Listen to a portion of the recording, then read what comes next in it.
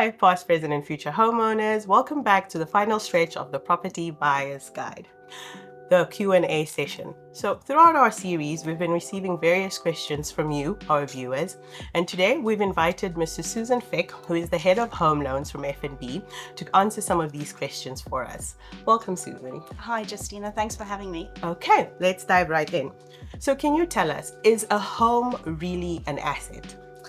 So, Justina, a home is considered an asset because generally, like we acknowledge that during home ownership, you have various expenses like insurance, property, taxes, interest on your mortgage loan. The value of the property that you buy, depending on what happens with the property market, this increases over time.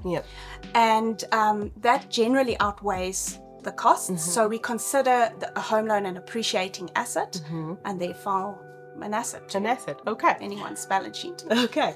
So then another question that we had that was quite interesting, or that was quite frequent rather, is what are the tax benefits of actually owning a property? Okay, so it differs between whether you're looking at from an individual perspective or whether you're renting out or have an investment property. So let me explain both. Okay. So from an individual perspective, and this does depend if your employer has a registered housing scheme with NAMRA, so you can always check in with your employer. So if you have a registered housing scheme, up to 1/3 of your monthly repayment on your home loan can be deducted from your taxable income. Okay. Now, taxable income is the amount of income on which your tax is calculated. So effectively, by deducting that 1/3, you're reducing your taxable income, which means more cash in your pocket at the end of the day on a monthly basis. Alrighty. And then for a rental, I cut you off. For a rental property or an investment property, what you would usually do is you'd look at the expenses that you pay against that property. So for example, rates and taxes, insurance, a portion of your interest costs for the mortgage that you might have on your property, and you deduct that from your rental income. Okay. So when on an annual basis, when you declare your rental income that you've earned on that property, it would be net of those expenses. So again, it would reduce your taxable income amount on the property and you'd pay less tax. Okay, we see. Good. Susan, our viewers want to know, what are the key requirements that the bank looks at for one to qualify for a home loan? Okay, Justina, so when a customer comes into us, the things that we look at is, does the customer have a steady income? Okay. Then we look at what is the debt to income ratio of the customer. So how much debt does the customer have, and then how much income they have. And then we also look at their credit score. The credit score is a measurement, obviously, of their credit behavior and how they've taken up credit in the past. Okay. Then from the property's perspective, we look at the value of the property, the deposit amount that the customer is putting down, and then also their ability to make regular payments towards their home loan. So it's a case by case. Just because my neighbor and I earn the same and we work the same, we do the same job, we earn the same salary, doesn't necessarily mean that we're going to qualify for the same type of home loan. Correct. Everybody has individual differences, but we've got our home loans consultants that will help a customer and guide them through the process. Alrighty. And so then, now that we've spoken about qualifying for a home loan, could you perhaps explain to us what the process is to actually apply for a home loan or a pre-approval, and how much that costs? Okay, so pre-approval is actually a really smart idea to do.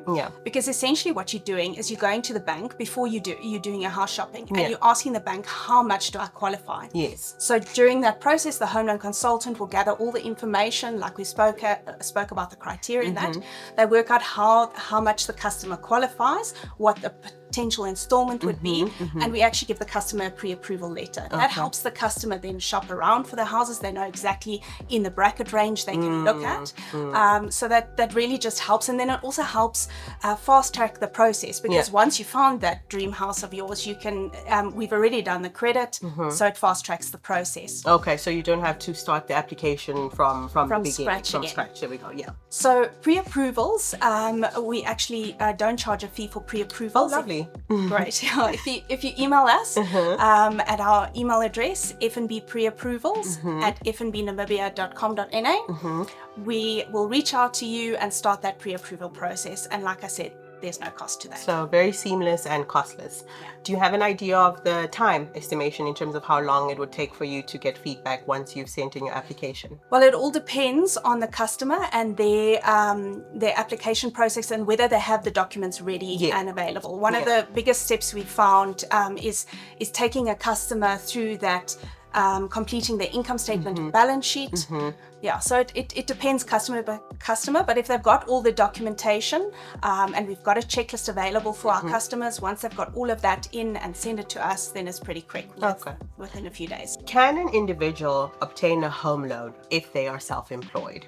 Absolutely.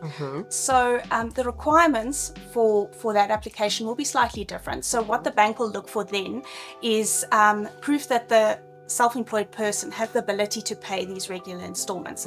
So what does that look like practically? We'll probably ask for financial statements, maybe a cash flow projection of the business to see how much the customer is projecting their income and expenses to be, really to gain a surety that they are able to repay monthly regular payments. So that wraps up part 1 of our Q&A session today. I hope we've provided a lot of clarity on some of the home ownership questions that have come through in the past episodes, but please do stay tuned for our episode next week where we will be delving into more Q&As with Susan. Bye!